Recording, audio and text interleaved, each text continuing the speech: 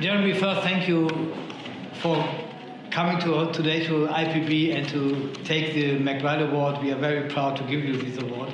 I have some questions to you concerning the actual political situation. The first is, tomorrow ICANN will get the Nobel Peace Prize for their long-term activities against nuclear weapons.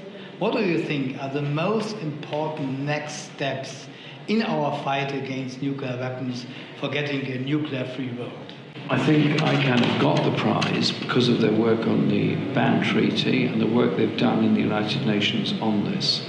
And I've known ICANN for a very long time and indeed worked with them at the Humanitarian Effects of War conference in Vienna some years back, and their support for other humanitarian effects of war conferences.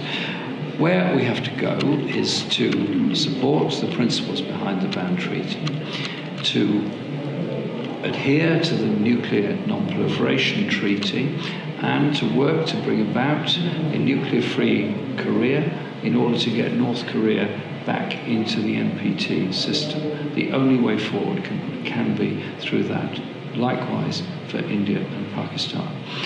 Some time ago, there was proposals put very strongly at the NPT review conference that there should be an end to weapons of mass destruction in the Middle East, and a conference should be arranged on that. That was what was a requirement of the NPT, actually unanimously agreed. The Syrian war has put that on hold. There is, I hope, prospects of a political settlement in Syria beginning. I hope it will lead to a meaningful ceasefire, and I hope we can then return to that principle. But if the world walks away from the Iran nuclear deal, then that is very bad indeed. So I would say the priorities are ban treaty, non-proliferation treaty, Korea, and protecting the Iran agreement on non-development of nuclear weapons. That was a great achievement by a lot of people who put in a lot of patient work on it.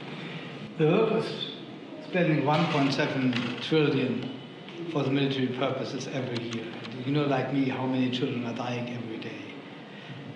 NATO want to pay 2% of the GDP, which means doubling the military budget in the most of the European countries. How can we come again to a disarmament process, to really steps for disarmament? Because we need this money. To help bring about peace and security by negotiation, by diplomacy, and by agreement. So, having a meaningful dialogue with Russia, having a meaningful process on Iran, a meaningful process on Korea, we begin to start to look then at a world in which we're looking at peace in the future rather than the growing expenditure on nuclear weapons and the growing dangers of a military build-up, in the case of Europe on both sides of the border with Russia. That means serious dialogue, because the Sean McBride Award, which I'm very honoured to receive, is also about human rights. It does mean all governments challenging human rights abuses in their own countries, as well as through trade treaties and diplomatic pressure on others. And that's something I was trying to set out in my speech today to the United Nations here in Geneva.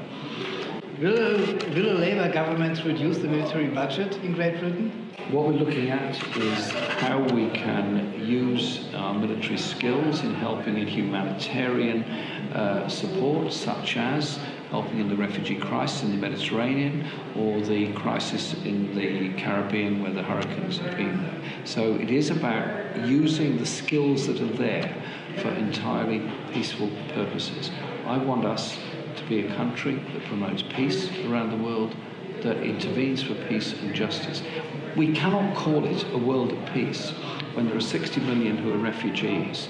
There are millions of people, possibly a quarter of the world's population, living in a level of insecurity in the sense of their living in their homes and their food. A world at peace is one that invests in all of its people and doesn't turn a blind eye to the obscenities of grotesque levels of wealth by the wealthiest minority. You know, we are facing in Europe more or less a period of confrontation. Some of us are saying we are even in a second Cold War period. What do you think could be steps to become again relations of cooperation with Russia? What should the Western countries, the NATO countries, do for more cooperative relations to Russia?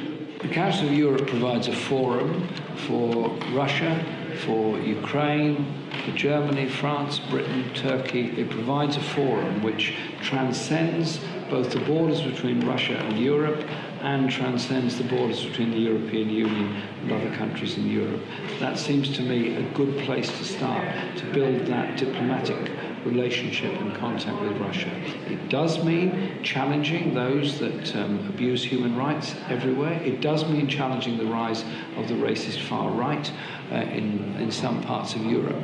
But there has to be a relationship with Russia and others. So to reduce the tension, reduce the military build-up, and work together for a common European peace. We cannot have a return to what happened in the 1970s and 1980s with the build-up of all the Cold War rhetoric and all the costs that went with that. Thank you.